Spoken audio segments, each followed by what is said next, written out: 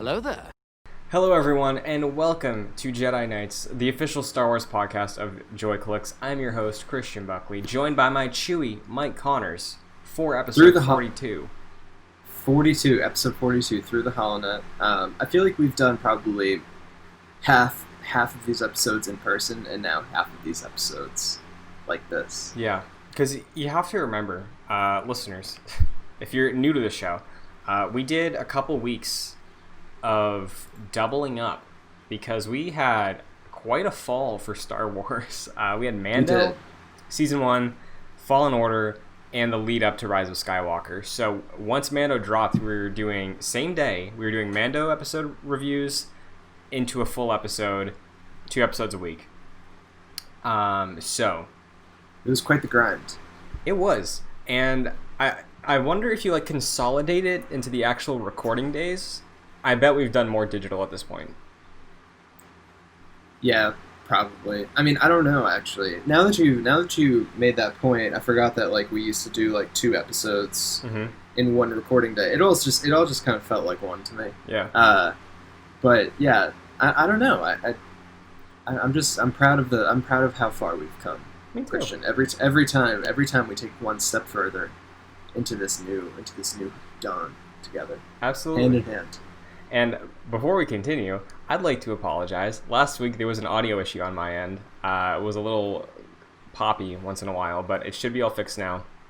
Sorry about that. 41 episodes in though, 1 audio error. I feel like that's a pretty good record. I think so. I wouldn't beat yourself up about it, Christian. Oh, I don't. I just want to be courteous. But how Yes. you doing, Mike? How's your week been? The week's been good, I guess. I've been playing The Last of Us, which is not Star Wars related at all. Mm-hmm. It's good though. Yeah, no, it's very good. I've never played it before, so this isn't the first time. Playing the remastered version. I'm not sure if that's the best way to do it. There's probably some purists out there that would want to crucify me for that, but all right. I mean, yeah. So that's been good. Nice. Other than that, nothing too new. What about you? Same sort of thing. We just launched a new show on Joy Clicks. My first Mon Crystal version. Jack Martin's playing through a second Pokemon game, so that was pretty much my week. But it's always go ahead.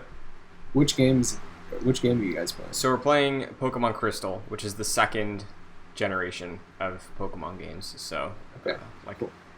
I believe it was 99 for Gold and Silver, and Crystal was 2000. So that's exciting. That's available now on the channel and stuff. But it is always nice to recenter at the start of a week with Star Wars, because this show is our Star Wars show. And as always... Is it? Yeah. As always, we're going to kick off with a little excerpt from the Jedi Archives, where every week Mike and I go to the old Wikipedia, pull an article, educate each other, educate the audience about something in Star Wars that we might know. We might not know the depths or the extent of this thing in the lore, but hey, you'll learn something every day. Yeah, Christian, I think I went first last week, so it's up to you to start. Will do. So mine's not a deep cut. It is someone who if you're slightly above just oh yeah, I like the movies. If you're slightly above that level of a Star Wars fan, you know who this character is. But we're talking about Bosk, okay? Okay, cool. Bosk was a male Trandoshan bounty hunter and the son of Kradosk, who was known to hunt Wookiees. During the Clone Wars, Bosk worked alongside fellow hunters R. Singh and Castus to mentor Boba Fett. Obviously, we saw them in their misadventures try to kill Mace Windu in the Clone Wars. Apparently, teams up with Ezra Bridger, eventually. And, we know him from Empire, where he was in that group, IG-88, Boba Fett. It's hey, go get Han Solo. No disintegrations. Bosk was there. Sure. Right. But a little more detail. He is 1.90 meters tall, 113 kilograms, with orange eyes and green skin. These are the facts you need to know. Yes. But so it makes me wonder: was he in that Clone Wars episode or Clone Wars arc where Ahsoka and a few other people were trapped on that like planet. See, that's what I'm thinking, Mike. Okay. I'm thinking that we may have at least seen Kradosk, his father. So I'm going to the Kradosk page, actually, to see if there's anything about Clone Wars. And it does not look like it. There is no... Yes, he did not appear in anything until Star Wars Galactic Defense. I think that was a mobile game. Okay. So, interesting. Interesting backstory from the mobile game, then. Mm-hmm. That's interesting, though. Good choice. Yeah. So what do you got? So I chose somebody from Star Wars Legends, not quite in the canon, but someone near and dear to many of our hearts. Jedi Master Vandar Takare. Okay. So he's from Knights of the Republic. He's the Yoda species of the Jedi Council in that game. Okay. Remind me, have you played that game? Yes, I have not. Okay. So anyways, he was head of the Dantooine Jedi Enclave Council during the Mandalorian Wars and the Jedi Civil War. And spoilers for Knights of the Republic. I don't know, should I say it? Yeah, go for it. It's an old game. Okay. Yeah, he died. So yeah, he died. Interesting. Well, I see here he is very much Yoda species, but he's got like a blue robe, like a navy robe and a blue lightsaber. It's a good look. I should amend. He does not die in Knights of the Republic. Okay. Does eventually. Well, everyone does. Well, yeah, that's a fair point. I wonder if maybe we get a reworking of this character, since you said he's Legends. I wonder if maybe Vandar gives us insight into Baby Yoda's species in Mandalorian Season 3 or something. I want Baby Yoda in Season 2 or Season 3 to go to his homeworld and like find like a temple of all the super famous of his species and have Vandar in there. That'd be very cool. That's what I want. Yeah, honestly, or you want to just name Baby Yoda Vandar? Vandar's a good name, you know? Yeah, that'd be cool. So, that is it though for this week's Jedi Archives polls. As always, fun segment. I enjoy it. Good poll, because I only knew Yaddle and Yoda and Baby Yoda. Yeah, no, he's like the unknown 3rd or 4th edition. Yeah, so. What did I say? Like the Ringo of all the Yoda species. Yeah, sure. Let's start with a bit of a bummer news story. It's pretty brief. Okay. Like, as you know, the reason we're not doing episodes in person anymore is because of COVID. What's that? No, I'm just kidding. And at the start of this all, we saw how it impacts Star Wars. Initially, one of our biggest concerns originally was Baby Yoda merch was going to be impossible to get. How we were so naive. Yeah, because for listeners, you don't know this. Mike doesn't know this either. I got a child on a shelf in the background of the set now. I have one. Oh, so, wow. Damn. Besides the point, Disney recently updated their film release schedule for the next decade, which is just saying it out loud is weird. But what do they have lined up for 2030 right now? I believe Avatar 4 is 2028, I think. Oh my god. Anyways, as far as Star Wars is concerned, we do know that the next 3 Star Wars films, and this is the way it was reported, okay? So I don't know if this is the next trilogy, you could assume, but the next 3 Star Wars theatrical releases have been pushed back to come out in 2023, 2025, and 2027. Okay. So that's what we're looking at in terms of the pipeline for silver screen. You know, if you're looking forward to seeing a Jedi on the big screen, look for a re-release or something. But so I guess the next time we'll be seeing any new Star Wars in any movie theater is 2023. Yes. If we can even go to movie theaters at that point. Yeah, which Interesting point, Mike. So I don't know if you saw this. I was gonna send it to you, but I forgot. There's like a theater in France, right? That's redesigning how movie theaters operate, right? I saw this. Okay. I know what you're gonna say. So listeners, if you're not familiar with this either, basically, movie theaters have some trickery with the way they're set up. Like the slant, it's not all solid, right? It's just like stadium seating, like you would see at any place where you're directed to focus on something. But basically, what this concept is for this theater in France is taking all that bleacher space, essentially, cutting that out and making a ton of different doorways, and then you enter into Senate style seating rings where there's like 3 to 5 seats, and you're isolated there, with whatever group you come with. So say I wanted to go to a theater with my brother and my mom, right? Like the 3 of us were a unit, we're in the same quarantine unit, and it's like, okay, we're booking this booth, walk in, sit down like E.T., sit down like Padme and Bail Organa, and then just watch a movie.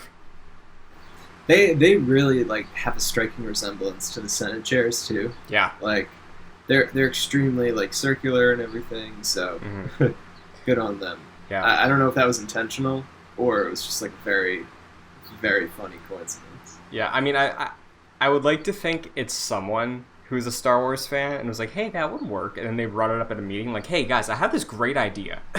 Just go with me for a second. Right. Yeah, I mean, it's possible. Yeah. I mean, I kind of want to see him. Yeah. I really do. Yeah. So, if that's how movie theaters adapt in the next decade, and I can watch Star Wars by Taika Waititi in a Senate seat in the year 2023, not all bad, There's worse things to do. I mean, I have to say one other observation on the release dates. 2023, 2025, 2027, those are all 2 years apart. Mm-hmm. So I know it doesn't say like the next 3, it doesn't say the next trilogy specifically. The fact that those are like separated like that makes me believe that it might be a trilogy. Yeah, and at that point I think you also have to wonder, like, how does Taika's movie fit in here? How does the Rian Johnson trilogy, which until 6 months ago, it's still happening, like he's doing Knives Out 2, and then he's doing that. Someone needs to ask Disney about that. Yeah, so like, in this world, would it be 2023 is the Taika film, and then 25 and 27 are the first 2 of the Rian Johnson trilogy? Like, is that how it's going to shake out? Is Taika's film actually part of the trilogy? Like, I don't know. Maybe they're going to correct their mistake for the first trilogy and have one person write all of it, but different people direct it. Yeah, and I think that's what it sounded like the Rian Johnson trilogy was going to be, at least, right? I don't think he was going to be the one to direct them all, but it was definitely going to be his vision. I could see him writing all 3 of them and directing the first one, and then having other people direct the second and third. Yeah, so I guess we'll see what happens with that, but I guess follow-up question before we move on. How does it feel knowing the next time you get to go to a theater, well, weird circumstances, like COVID aside, the next time you get to see a Star Wars movie, like a full-blown big-budget film, is in 3 years? I'm actually not so upset about that. Mm-hmm. I think Star Wars, like, less is more in that regard. Yeah, I agree. So I'm perfectly fine with waiting a few years until we get like a quality Star Wars film. Me too. So we will see what happens, I guess. Disney this year was supposed to release a handful of movies that all got pushed. Like Mulan, I remember was supposed to come out in March, and press saw the movie. Like, I saw the Twitter impressions. You know how press get to see movies like a week or 2 ahead of time, then like tweet about it, and then it just got pulled, and then it's like it never came out. And then same with Black Widow. Black Widow was supposed to be May, then it got pushed to September. Now it was November. I think it might still be November, but yeah. When is Mulan coming out now? That movie looks awesome. I have no idea. Mulan is like top 3 animated Disney movies for me, so I was excited, but I have no idea when it's coming out. That movie looks awesome. It really does. But in the meantime, we're gonna be fed for Star Wars content, because we got the Bad Batch coming out, we got Mando season 2, and according to recent rumors, which broke I think the day the episode came out last week, it is reported by KR Transmissions, specifically Noah Outlaw, at Outlaw Noah on Twitter, that Disney Plus is going to production for a Lando Calrissian series starring Donald Glover himself. Yeah. Thoughts? That is exciting news. Mm-hmm. That is very exciting news. I have to say, it really just begs the question then. If we're making a Donald Glover Lando Calrissian series, which I'm all for, by the way, Mm-hmm. why don't we make a Han Solo, Alden Ehrenreich, Disney Plus TV show? Yeah, Mike, what if I told you that there are rumblings that we can get to in a minute that might add a little smoke to this whole thing? Well, it wouldn't surprise me. Okay. Specifically for Lando, though, right? I think going into Solo, at least on Twitter, on the internet, the reception of the fandom post Last Jedi, a lot of the sentiment for Solo, a Star Wars story, was either, hey, I'm really excited to see Donald Glover be Lando in a Star Wars movie, or the other side being, why isn't this just a Lando movie? Because we didn't need a Han origin story. And yeah, I definitely understand that, because going into Solo, I was like, it's going to be a fine time. I didn't see it in theaters, but it's going to be a fine time. And I don't think it doesn't need to happen, but I was definitely most excited about Donald Glover Lando, for sure. Sure. I mean, honestly, it's interesting that they're going with this at first, because I think that though his performance was really good, I think it was probably the least compelling out of all of them. Yes, I agree. It's upsetting because I said this in our Solo review. My first time seeing Solo was for the show, right? And going in with the remnants of hype about Donald Glover, I was so surprised that it really just seemed like he was doing a Billy D. Williams impression, and Alden Ehrenreich really made Han his own take on it, right? So, yeah, hopefully, if they are leading with Lando, right? If they're like, hey, we're doing Mandalorian, we're doing Cassian Andor, we're doing Kenobi, now we're doing Lando, maybe that push from that initial batch of, I would say, very strong shows, maybe we really get another chance to dive in deep with the Donald Glover version of Lando. Yeah, I feel like if we were to get, another version of Lando Calrissian done by Donald Glover, I would have to assume that he would take that opportunity to put his own little Donald Glover spin on the character. Mm-hmm. I feel like he may have been under too much pressure at first to put a specific way on it, but this might let him have a little bit more freedom in that regard. Mm-hmm. And yeah, I think because the rumor is a TV show, right? Yes, and I think you make a good point, because we also have to remember that Solo initially was going to be done by Phil Lord and Chris Miller, who have a background in comedy and action comedy, and I feel like someone like Donald Glover would have a lot more freedom and fun to bounce ideas off of and really try to make Lando his own under those directors, rather than Ron Howard under the direction of the Lucasfilm board, I guess, you know what I mean?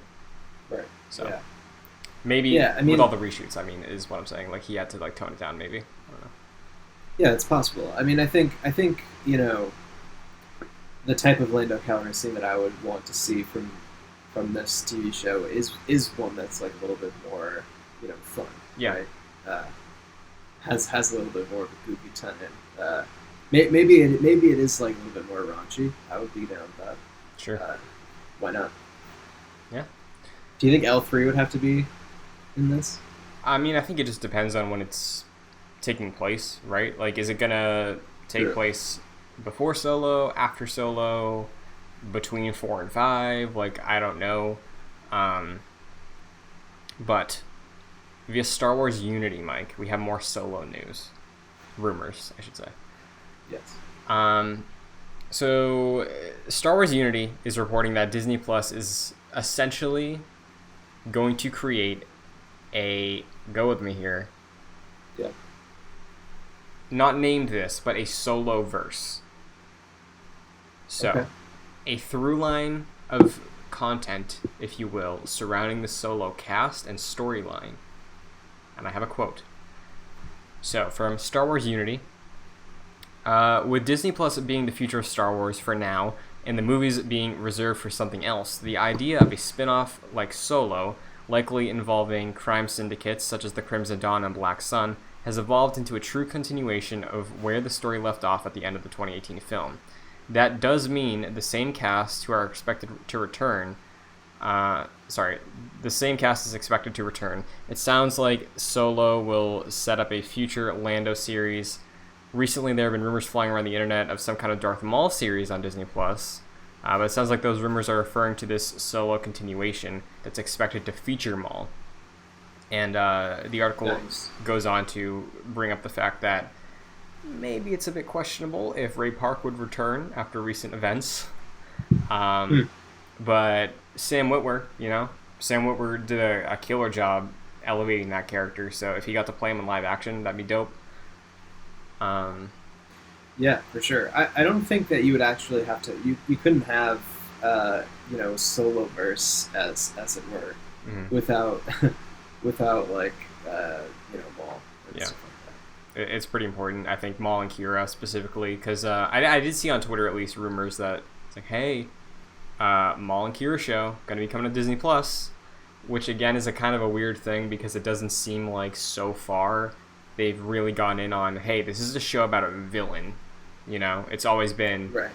Hero or anti-hero, like Mando. Yeah. So.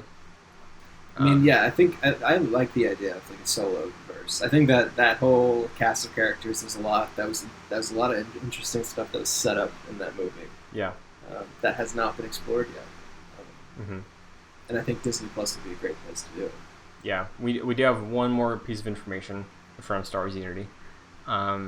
That originally this whole plan started out as just a spin-off about crime syndicates and eventually evolved to be a full continuation of Solo. Rumor is it's sort of in response to Make Solo 2 happen, similar to how Save Clone Wars was the hashtag that eventually led to Season 7 of Clone Wars. So, that's where we are right now. But at least they're listening. Yeah, I'm with you. I think this is absolutely the right call, because if we do have to wait until 2023 for the next big live-action Star Wars film, but they can go into these 360 screen sets like Mando, socially distanced do productions, and just get the shows out on Plus, I think that's completely possible. And if that's how we get carried through the rest of the next couple of years, I'm completely cool with that. Dude, the 360 set pieces is like seriously like revolutionary. It's gonna change. They're gonna be able to like pump these out. Absolutely, yeah. And which is like kind of concerning in its own way. I'm not sure what your take is on that, but like. I mean, I think Mando gives me hope because they were reserved there, right? Like they didn't make a 22 episode season, right? They got in, they told a story. Some of it was just a lot of tone setting, but they did not really overstay their welcome with that show, And I don't think, I think Kenobi is going to be 4 episodes max, I don't think we're going to get maybe 6. I think 6 is really stretching it the max you do for Kenobi, depending on the length. I think 6 is more realistic than 4, man. Well, I think it depends on the length. If you break it up like Mando, then yes, 6. But if it's hour-long episodes, I think 4 is the cap. Okay. Because we really don't know how they're going to evolve the whole runtime after Mando, right? Because we've only seen one take at it, and it was all 25 to 30-minute episodes, right? With a couple exceptions. But we should be hearing more about Mando season 2 pretty soon. Yeah, I think it's safe to say by the end of August we'd get a teaser. I think they'd have to. Yeah. Honestly. And I will say, too, that I know it might be a little doubtful, and it might sort of give shades of other companies that have been like, hey, we're doing this project, and now we're doing this project, and then this project, and then you don't see any of them for a long time. I think this might be a bit different, because even if movies really don't get back into full production and release for a while because of COVID, I think with Disney specifically, they seem very receptive to continuing productions if they're possible for something like a Disney Plus series and continuing to drop it on Plus rather than making a film and then compromising and putting it on Plus, right? Because with specifically Mulan and Black Widow, neither of those got dropped on Plus, you know? We didn't even experiment with like a pay-per-view type thing for watching those on Plus. They want to save those for theaters.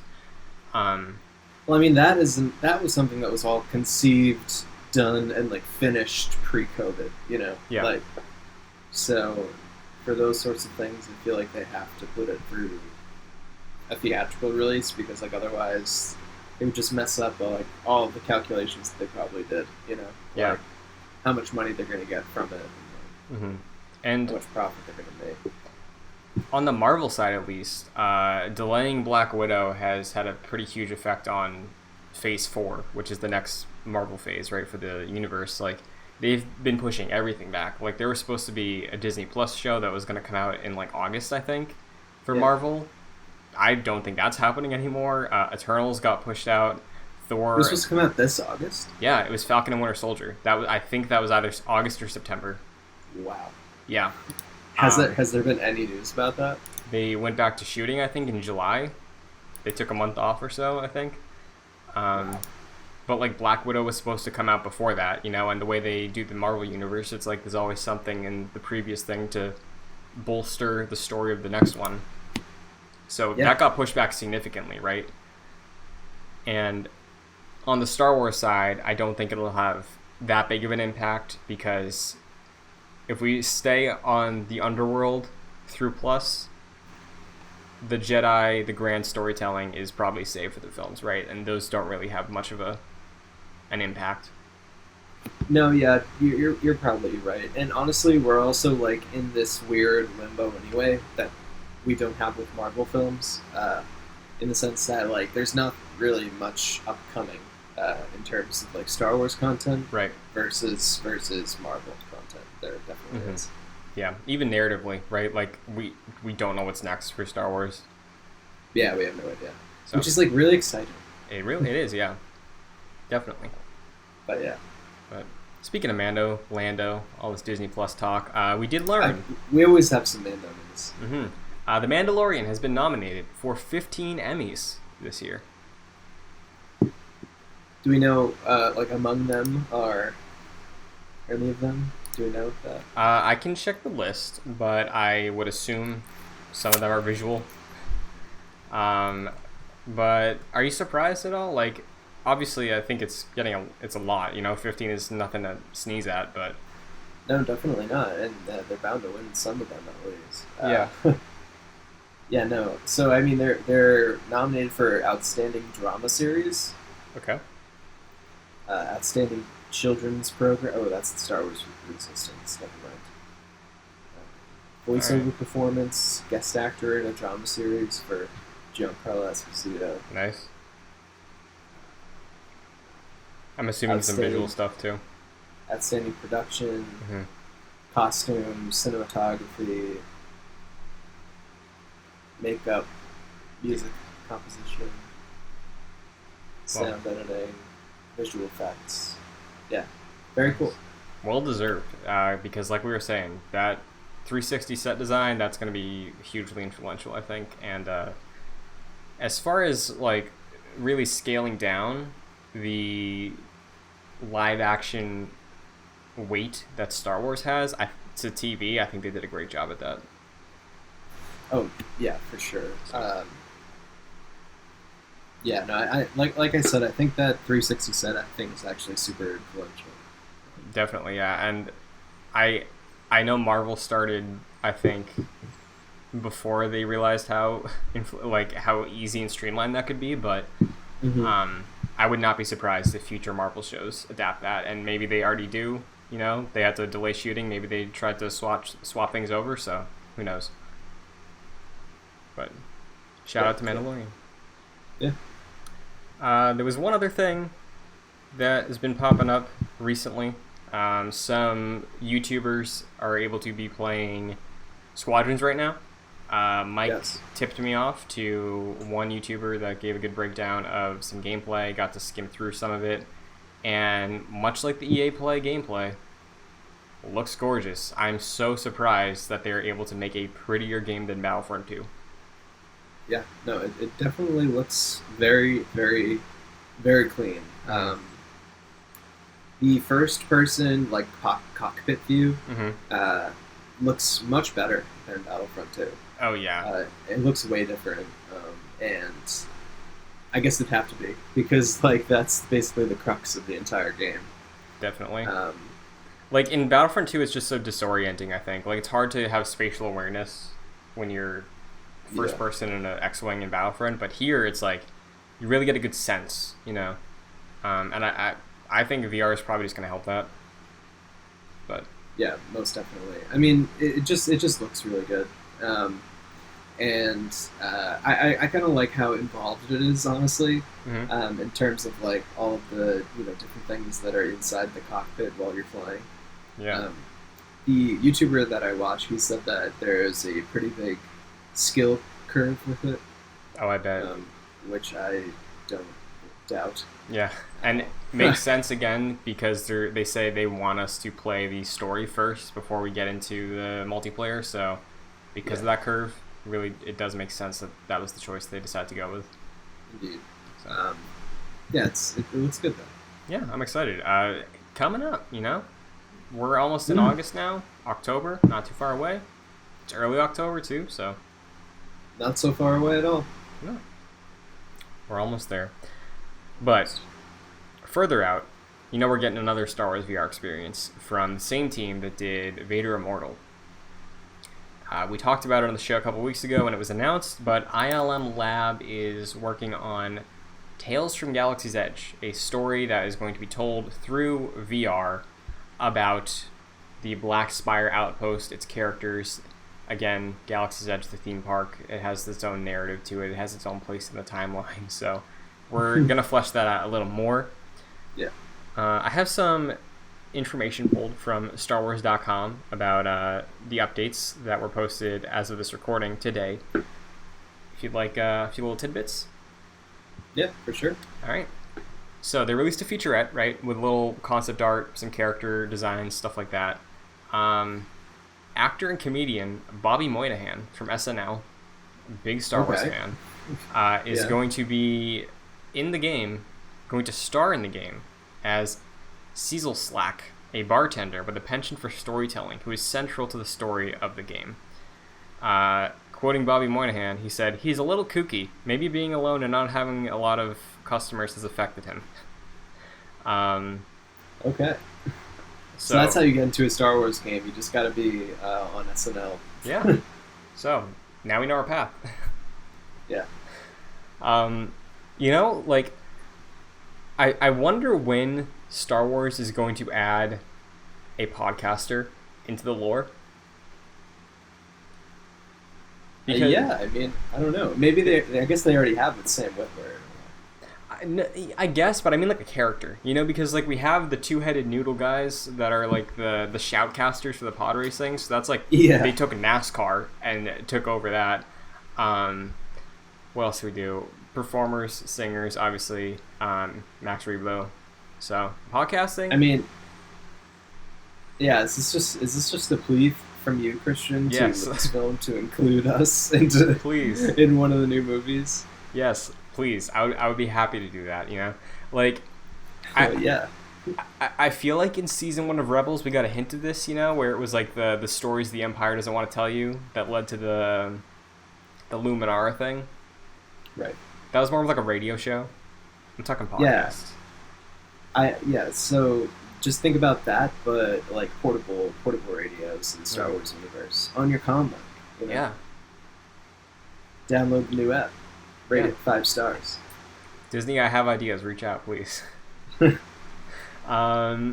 Deborah Wilson, who was in Mad TV and as well as Star Wars Jedi Fallen Order, is going to join the cast as Tara Rashin, a determined Quarren pirate who leads a cell of Guavian Death Gang operatives on Batuu.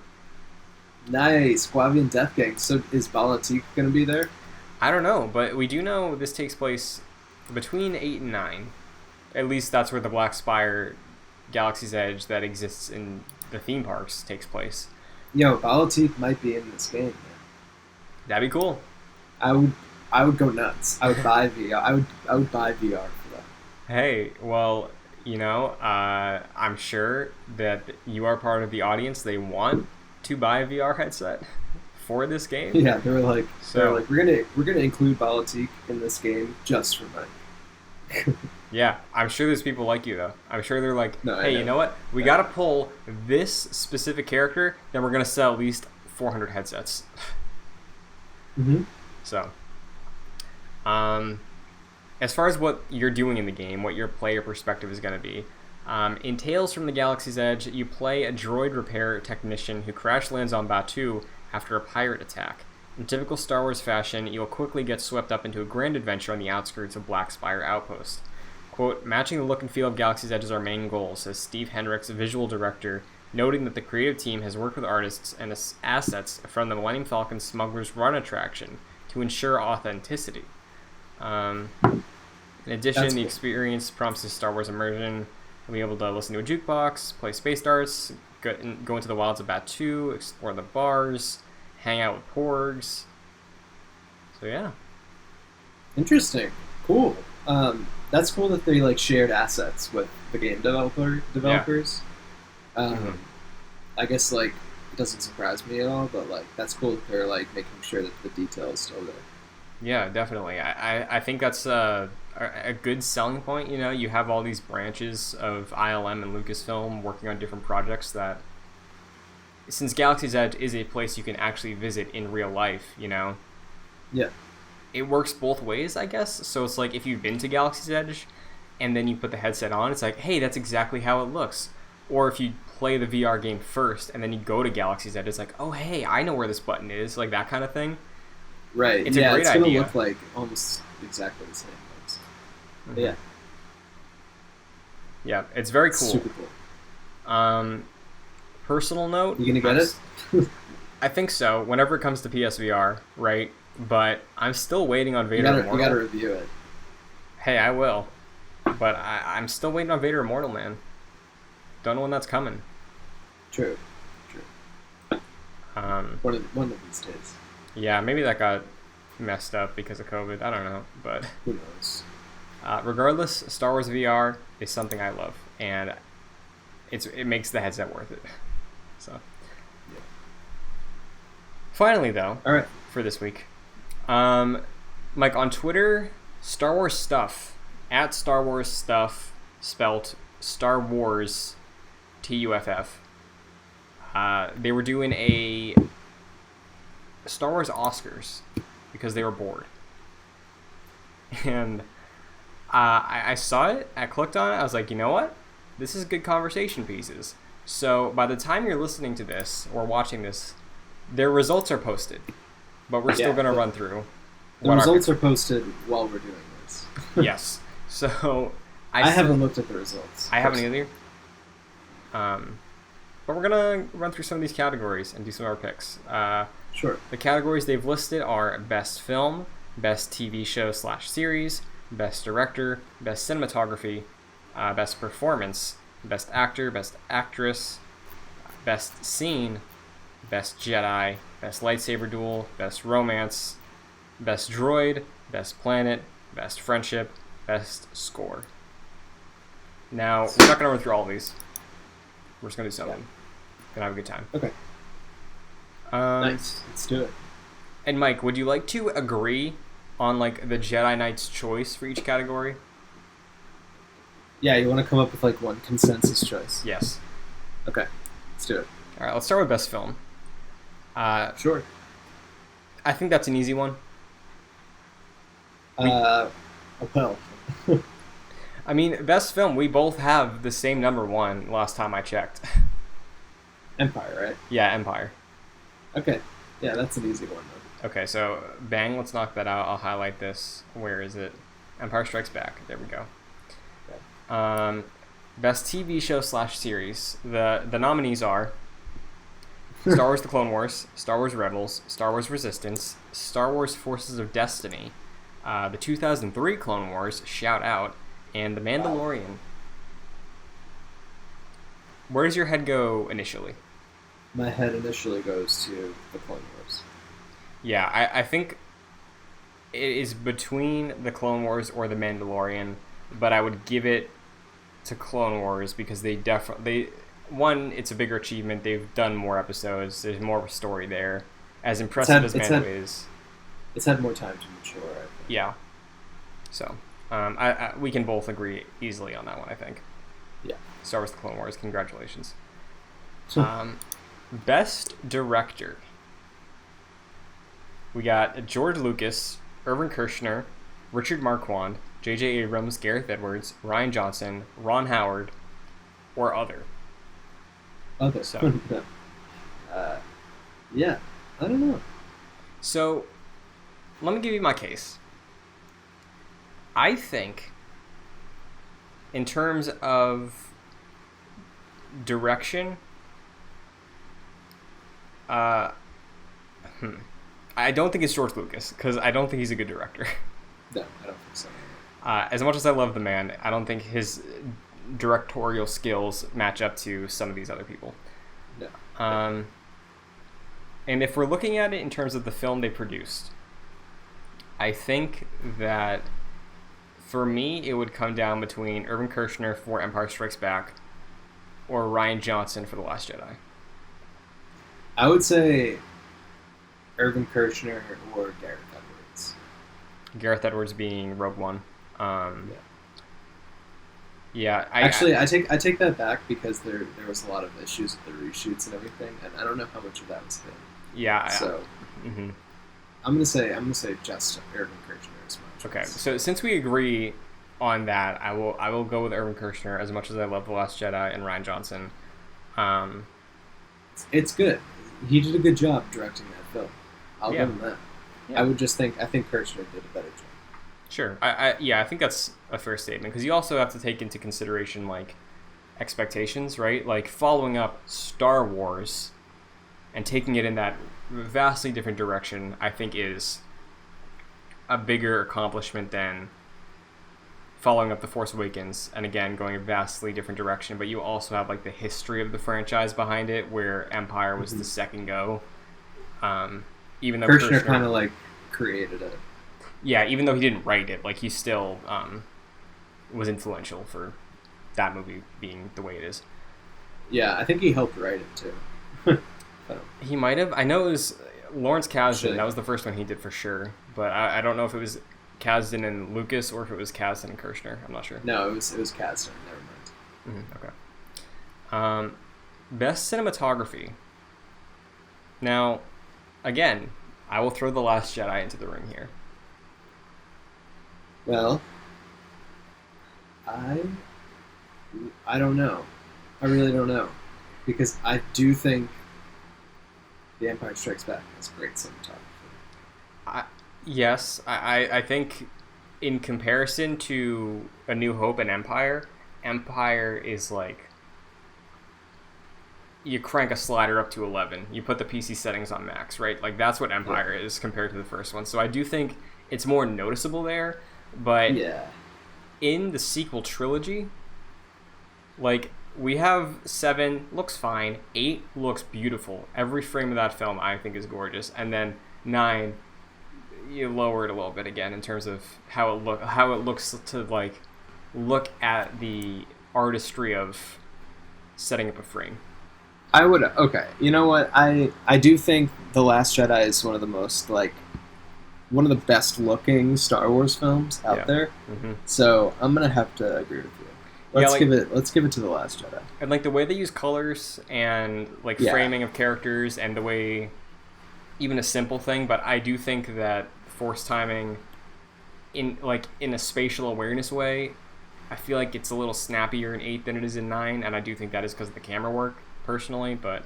Okay, yeah. I mean, you make fair points, and honestly, like, thinking about, like, memorable shots and everything from the sequel trilogy, all of them come from 8, and Rian Johnson did a lot with, like you said, he put a big emphasis on colors. Yeah, man, I'm just thinking about... It's very memorable. Thinking about, like, the shot of Leia on Crate, where she's just, like, she has the like, thing covering her face, and then just, like, the salt snow is, like, coming down. Oh, yeah, that's pretty cool. That's great. Best performance is next up. Now, this one is interesting, because we got a lot of options. There's Liam Neeson as Qui-Gon Jinn, Ewan McGregor as Obi-Wan Kenobi, Ian McDiarmid as Palpatine, Hayden Christensen as Anakin Skywalker, Alec Guinness as Obi-Wan Kenobi, Harrison Ford as Han Solo, Mark Hamill as Luke Skywalker, Carrie Fisher as Leia Organa, Donald Glover as Lando, Harrison Ford as Han Solo. For Force Awakens. John Boyega as Finn, Mark Hamill as Luke in The Last Jedi, Adam Driver as Kylo Ren in The Last Jedi, Daisy Ridley as Rey in 9, Ben Mendelsohn as Krennic in Rogue One, Mark Hamill as Luke in Return of the Jedi. I know my answer. I do too. What is yours? My answer is Mark Hamill as Luke Skywalker in Return of the Jedi. Interesting. Yeah. My go-to would have been... Oh, hold on. Okay, yeah. After we consider, because I was gonna say Ian McDiarmid, but okay, the nomination is specifically as Emperor Palpatine in Revenge of the Sith. Right. I was definitely thinking of it more of like a comprehensive your history as this character thing. If it was comprehensive like that, I would have to say that he's definitely up there for me. Okay. Then I think my vote would also go to Mark Hamill, but it would go to Mark Hamill for The Last Jedi. Okay. Yeah, I mean, I can settle for that. That is a great performance by him. Yeah. Because, like, I'm just looking at this list, right? You have a lot of people that did a great job, and specifically Mark Hamill, he's listed on here a couple times. I do think there's two different Lukes you're looking at. There's the Luke that completes his initial character arc, and then there's the Luke that really makes him a deep character. And seeing that twist, that like different take on the character that Hamill pulled out for 8, I think is why I would go that way. But if you have a strong case for 6, let me hear it, because I would get down with that too. I mean, the only reason why I chose this is because I enjoy how Mark Hamill is able to portray that like darker side of Luke, like in Episode 6. He's a Jedi Knight, but like he's still like flirting with the dark side. He doesn't necessarily know how to handle it, and it kind of very much comes through in the way that he acts. And I also think that he's just like, by that point, like Mark Hamill had matured as like an actor. I think had really become comfortable in the role. And yeah, I don't know. It's just like it's a very iconic thing for me. It may be based more in nostalgia than anything else, but yeah. Well, I mean, you make a good point where, as far as classic definitions of Star Wars is concerned, as far as like classic Jedi, the completion of the hero's journey, like he definitely shows growth from 4, right? So, yeah, I'll go either way on this. You can make the final call. Honestly, I really like Luke Skywalker in The Last Jedi, so let's just go with that. All right. Congratulations, Mark Hamill. Yeah. Next up. You win either way. Yeah. Fight with yourself. Imagine that. Wasn't there someone that was like nominated twice in the same category recently at some award show? I don't know, but I think there might have been. That's interesting. Best actor, just in general. Okay, so best actor out of it all. Wow, that's a big list. Yeah. Speed through it. Ewan McGregor, Harrison Ford, Mark Hamill, Adam Driver, Liam Neeson, Hayden Christensen, Samuel L. Jackson, Sir Alec Guinness, James Earl Jones, Sir Christopher Lee, John Boyega, Oscar Isaac, Donald Glover, Billy D. Williams, Anthony Daniels, Giancarlo Esposito, Pedro Pascal, Jonas Suotamo, Ian McDermott, Alden Ehrenreich, Peter Mayhew, Diego Luna, Ben Mendelsohn. Now, I don't know if you have an early pick in mind. I do. What is it? Adam Driver. Hey, if you said it, I'll go with it. I was going to say James Earl Jones, just because, again, comprehensive. Like, it's Darth Vader, it's iconic. But best actor? I would give you Adam Driver. I mean, I think Adam Driver, is the best.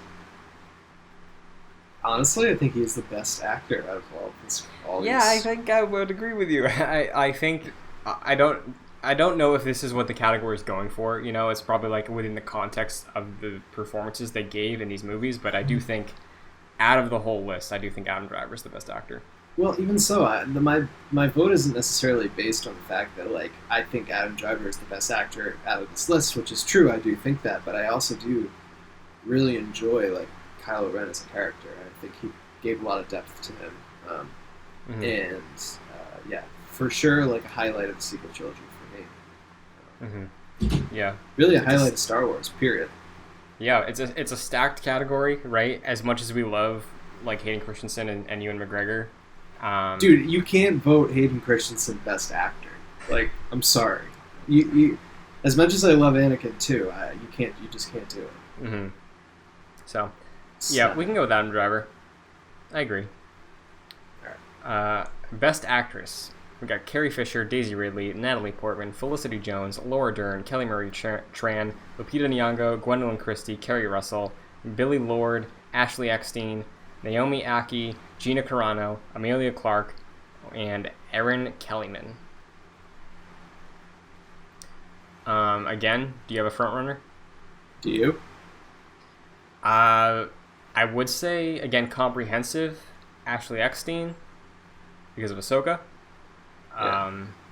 I think as far as live action is concerned, I think... Probably Carrie Fisher. Yeah, Carrie Fisher, just because you get to see the growth of, like, the princess, the tactician, and then the general. Like, I do think that is a very comprehensive arc. So, it's either of them for me. I would say Carrie Fisher, honestly. Okay. Yeah, I think Carrie Fisher is a good call. You know, out of the list, obviously a lot of talent, but... It's a basic choice, but, like, yeah, you can't deny it. Absolutely. Best scene.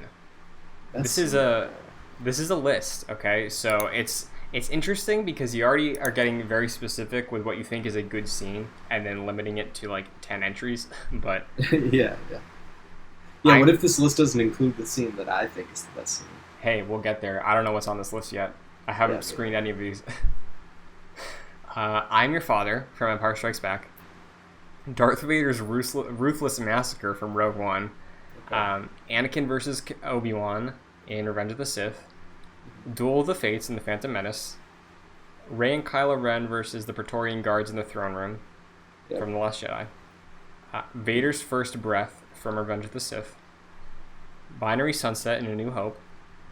Rey summons Luke's lightsaber with the Force from The Force Awakens. I Love You, I Know from Empire. Vader Unmasked in Return of the Jedi. Rey and Ben versus Palpatine in The Rise of Skywalker. Holdo's Sacrifice in The Last Jedi. Again, and the Oscar goes to no. I do have a jump out favorite. I do as well. Do you want to say it at the same time? Yeah. Okay. So I'm going to do 3, 2, 1, and then we say it. Okay. 3, 2, 1. Vader Binary Unmasked. Sunset. Okay. Explain your pick.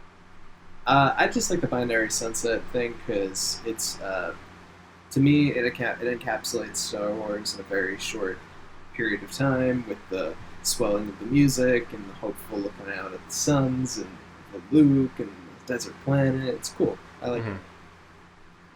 Yeah, That's my reasoning. Same reasoning. You know, I love that scene. I remember when I pitched In our predictions episode for 9, Mike, do you remember where I was like, what's the final shot of the Skywalker saga? And I was like, what if it's like looking back out at the twin suns? And you're like, I would hate that. And then that's what we got. Yep, exactly what we got. Does that hindsight affect your choice at all? I did forget about that. And it does kind of spoil it a little bit, honestly. Not much though, right? Because we did it again in Revenge of the Sith. Yeah, not much. It's fine. I like that it's poetic. It's like poetry. It rhymes. Yeah. My backup choice was gonna be Anakin versus Obi-Wan. Okay. On my side of things, Vader Unmasked, I think that is the emotional core of the original trilogy and the prophecy. I think it really humanizes Vader. Obviously, that's the intent, but up until that point, Vader is a robot, even still when he kills Palpatine, and then the moment of like, Luke, I want to see you one time with my own eyes, like that whole scene really hits. Well acted, if you look into the story of that whole thing, how like Sebastian Shaw was like a starving artist actor, and then he was just brought in to be Vader. Cool history. That's crazy. I didn't know that. Yeah, like I think it was like a favor because like he didn't have any work for a while, and he was like, "Hey, you want to be Darth Vader?" That's craziness. Wow. Yeah, it's a cool scene. Again, characterize or humanizes Vader, I think, but in terms of pure Star Wars, I can't argue with you on the Binary Sunset because I love that. Yeah, it's classic. Both of them are classic. What do you want to go with? We can do Binary Sunset. I think that's a good scene, because I'll say in Vader Unmasked, a lot of that scene is pulled from Sebastian Shaw's Vader. Like, I don't think Mark Hamill... I'd have to rewatch it again, but like the direction of the scene, I don't think it's intended for Luke to be super emotional or reactionary to anything, but like it just seems like he's taken the lines from Shaw, Yeah, no, it's good, man. Like, don't get me wrong. I think all of these scenes are quality. Yeah. So, next up, Best Jedi. All right. Ahsoka Tano, Mace Windu, Qui-Gon Jinn, Anakin Skywalker, Obi-Wan Kenobi, Yoda, Luke Skywalker, Rey, Plo Koon, Kanan Jarrus, Ezra Bridger, Kit Fisto, Ki-Adi-Mundi. You know where my votes lie. I mean, I'm saying Ki-Adi-Mundi. All right. I mean, the droid talk on the Wookiees, like he's really looking out for the small person. That's what I'm saying. It shows big character, Christian. Yeah. Obi-Wan Kenobi, right? Like, what a chump. Sorry, man. Ki-Adi-Mundi. All right. But who's your choice? Oh, it's Obi-Wan. Easy. Okay, yeah, we can choose Obi-Wan. Okay. I think we decided that he was the best Jedi like last week, I think. I know. I was just joking. I know. This one might be a little more interesting. Best villain. Okay. We got Vader, Palpatine, Kylo Ren, Darth Maul, Tarkin, Krennic, Grievous, Snoke, Hux, Dooku, Boba Fett, Jabba the Hutt. Yeah. Well. Yeah, I said that, and then I read the list, and I was like, there's only like 3 standouts, I think. Yeah. Honestly, I mean, you can't deny Darth Vader. Can you when you look at Palpatine? Palpatine is a little bit of a joke. Alright, okay. I'll give you this. Vader didn't have a questionable appearance. Well, like, yeah, he did. No. I mean, like, why are you here? Like, there was none of that. No, yeah. I mean, the thing about Vader, like, I don't know. He strikes more fear into me than the Emperor does. Yeah, more iconic, too. Yeah. Tragic villain, It's not like Palpatine. Nobody's weeping over Palpatine. No, that's what I mean. Like, he's got depth, man. Yeah, so... Yeah, we can do Vader. I think Vader's a solid choice. He's the villain, Yeah, definitely. I think Krennic is a runner-up. Krennic would be an honorable mention, I think, for sure. Out of curiosity, what would be your 3, do you think? Because I was leaning between Vader, Palpatine, Actually, no. I think I was leaning between maybe Palpatine, Maul, and I guess Vader. But I think Maul, in terms of a Sith, is really a prime example of one. You know, just based on what we've seen of him, and fleshing out a truly evil person devoted to this cause. Like, Vader does have the tragic thing, but in terms of ideal specimen of a Sith, I think Maul fits that more than Vader does. Sure, I mean, like, it's not just like villain in terms of like Sith versus Jedi. It's like villain overall. So even though, so it's Darth Maul, I guess. Like I would also consider like Maul after he's not the Sith anymore. Yeah. But yeah, I guess my top three would be Vader, Palpatine, and Maul as well. Nice. Best lightsaber duel. Got a handful here. Okay. Obi-Wan and Qui-Gon versus Maul in The Phantom Menace. Yoda versus Dooku in Attack of the Clones. Obi-Wan and Anakin in Revenge of the Sith. Obi-Wan, Anakin, and Dooku in Revenge of the Sith. Yoda and Sidious in Revenge of the Sith. Obi-Wan versus Vader in A New Hope. Luke versus Vader in Empire. Luke versus Vader in Return of the Jedi. Rey and Kylo Ren in The Force Awakens. Luke versus Kylo Ren in The Last Jedi. Rey versus Kylo Ren in The Rise of Skywalker. Obi-Wan and Ventress versus Darth Maul and Savage in The Clone Wars. Obi-Wan and Adi Gallia versus Darth Maul and Savage in The Clone Wars as well. Darth Maul and Savage versus Sidious in The Clone Wars. Ahsoka Tano, spoilers, versus Darth Vader in Clone Wars and Rebels? She didn't fight him in Clone Wars, did she? No, just Rebels. Weird. Obi-Wan versus Darth Maul in Rebels, and Kanan versus the Grand Inquisitor in Rebels. Any standouts? Standouts? Probably, for me, Obi-Wan and Anakin. See, I knew that's where you're going to go. I knew, because I know you love that fight. I really do. It's great. I still have to watch it again in the context of seeing all of Clone Wars. But I've always had a huge fondness for Luke versus Vader in Return of the Jedi. Fair enough, man. I'm sold. I love that. I love that one. Yeah, that is like one of my favorite fights, because I know people always say the original trilogy fights are so boring, but No. we talked about it on the show, like it's Shakespearean almost, and I really like that about it, because it's so much more about the tension and the character relations than anything else. I do think like the sequels got a little bit of that eventually, in terms of like the energy in the room is more about the people's relationships than like flashy combat. But prequels, I do think coasted on style until Obi-Wan and Anakin. I mean, I think Obi-Wan and Anakin has that emotional back to it as well.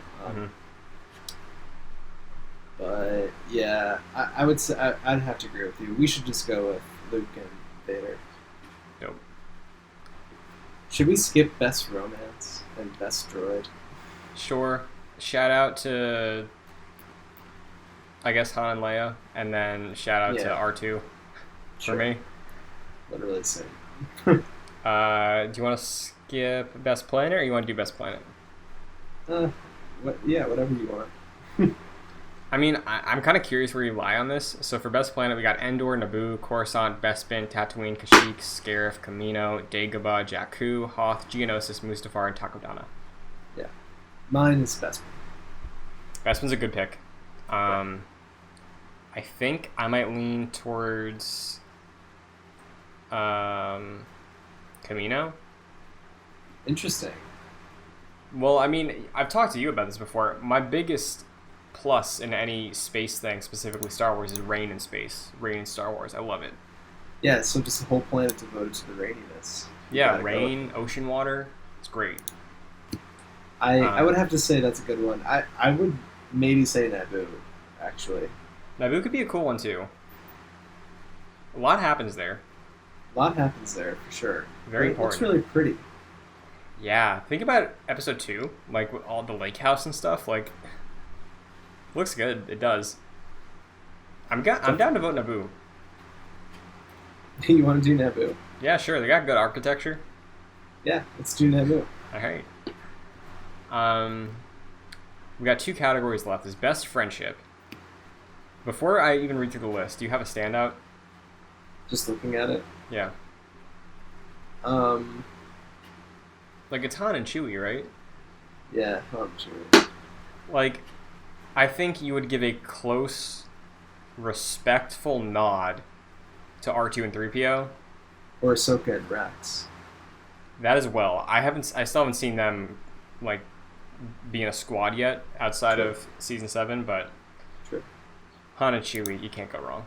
No, yeah, that's the one. And finally, best score.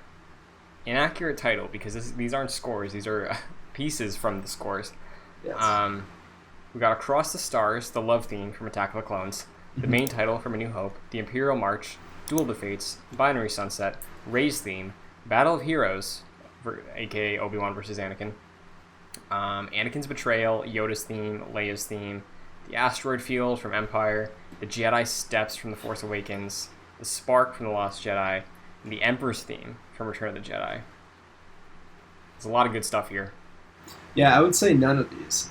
If anybody knows me, I'm pretty into the music of Star Wars, so I would probably choose. I mean, and honestly, it changes all the time. Okay. But I'm really into. The Last Jedi, the title track of The Last Jedi. Okay. Captain Panaka and the Queen's Protectors. That's a good one. Yeah. Honestly, I thought you were going somewhere and you're going to be like, I'm really into Yub Nub. Like, okay, Yub Nub too. So, yeah, I mean, out of the list, I love Across the Stars. That's a good one. The Jedi Steps, I like a lot. Binary Sunset, Duel of the Fates, both classics. But if you want to give it to a deep cut and have our own other option, I will go with whatever your choice is. Let's go with The Last Jedi. Off The Last Jedi. Awesome. So what was the title again? It's The Last Jedi. Oh, it's just called The Last Jedi? Yep. Cool. So, let's do a quick recap of our picks. The official submissions for the Star Wars Oscars, maybe first annual, from Jedi Knights. Best film, The Empire Strikes Back. Best TV show, The Clone Wars. Best director, Irvin Kershner for Empire Strikes Back. Best cinematography, The Last Jedi. Best performance, The Last Jedi, Mark Hamill as Luke Skywalker. Nice. Best actor, Adam Driver. Best actress, Carrie Fisher. Best scene, Binary Sunset from A New Hope. Best Jedi, Obi-Wan Kenobi. Best villain, Darth Vader. Best lightsaber duel, Luke Skywalker versus Darth Vader in Return of the Jedi. Best romance, we skipped that one. Best droid, we skipped that one. Best planet, Naboo. Best friendship, Han Solo and Chewbacca. And best score, The Last Jedi from The Last Jedi. Nice. Congratulations to our winners. So with that being said, Mike, where can the people find you if they want to find you? Well, if you want to find me, you can follow me on Twitter at Mike P. Connors. Very nice. It's probably been down here the entire time, right? Whole episode, yep. Yeah. If you want to follow me on Twitter, it's at Chris N. Buckley. Instagram is the same thing. Here on youtube.com/JoyClicks is where you are if you can see our faces. There, like I said, we just started a new series, My First Mon, Season 2. So if you're interested in Pokemon, definitely check that out. But if you want to get more in the weeds with Star Wars and this show and have an influence, maybe we have opinions that you don't like, we're going to have a patron segment. I don't know what it's called yet. Maybe Wills of the Force or something like that. That could be a cool thing. Ooh, that's a good one. $2 tier. Spelled the right way, though. Of course. $2 tier basically is going to be a rotating segment where you can submit questions, anything about Star Wars, anything you want to talk about, and then we will feature it on the show. So if you want to do that, that is patreon.com/joyclicks. You also get bonuses for all of our other shows as well as producer credit for stuff. And the show is also available on podcast services, Apple Podcasts, Spotify, a ton of others. So if you would like to listen to us like an audiobook, maybe like going out for a run, maybe like sunbathing, don't want to watch anything, just put in the old earbuds. Maybe you don't have AirPods. Maybe just stick with earbuds. Just listen to that. Listen, we don't discriminate. If you don't have AirPods, totally cool with us. Yeah, I'm very visibly not using AirPods. So. Same. I have the wired ones. Same. The ones that come with the iPhone. Yes. But that's going to do it. Hope you enjoyed the episode. Mike, it's a pleasure as always. Always. See you next week. And until then, we're fine. Everything's fine. How are you? May the Force be with you. General Kenobi.